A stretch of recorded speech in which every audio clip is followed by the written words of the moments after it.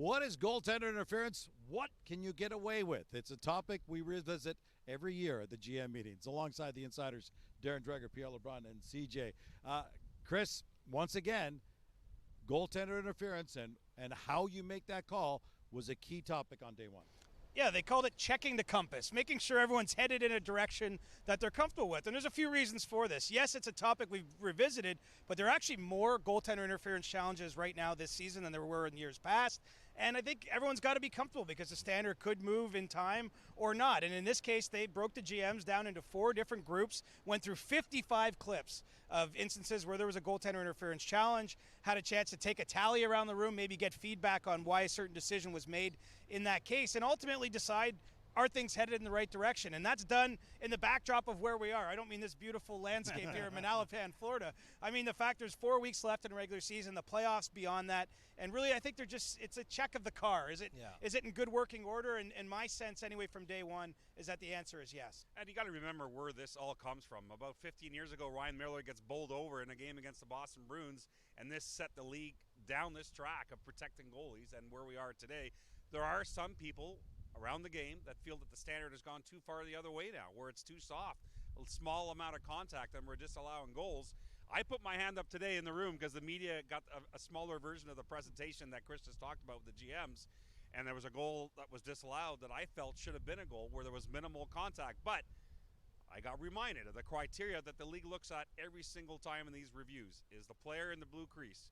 How did the player get into the blue crease? And is he allowing the goalie to reset and play his position? In this case, even though the contact was minimal, and believe me, it was minimal, it still had a check mark in that criteria. And that's really what it comes down to, is being consistent with that criteria. And it's interesting, Kevin Cheveldayoff, who's on the GM's executive committee, said he showed a bunch of clips to his goalie, two-time Vezina Trophy Connor Hellebuck, and also to his star forward Mark Scheifele to get some of their feedback before he came here to the GM's meeting. Important to state here, not a rule change, merely clarification. And while clarification was a topic on day one, so too was celebration. Yeah, the Four Nations face-off and a report on how successful it was. I think from a hockey fan perspective, everybody enjoyed it, right? Especially if you're a Canadian hockey fan. But some of the managers involved talked about their experience. But the numbers do speak in volumes here. 135,000 tickets were sold between Montreal and in Boston. That's significant based on the level of concern going in. The TV numbers off the charts. And what this does is it presents maybe bigger opportunity down the road, because keep in mind the Four Nations face-off really was a launch pad to the international calendar.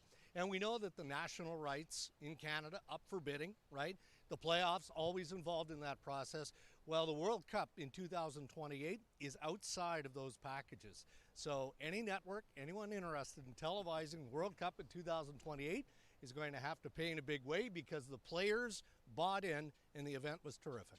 I had a chance to catch up with Bill Guerin, Team USA's GM, at that event, and he said actually afterwards he was emotional, and he didn't mean just about the heartbreaking way his team lost, in overtime of the final game, but he just said how special it was, and he really credited the players. He said he felt like the players made that a special event, and he said it's just made him even more excited for the Olympics to come, because he thinks it'll carry over next year to Milan.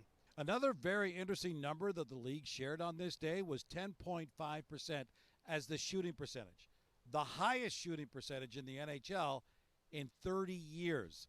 Just goes to show you the increased skill level in this league.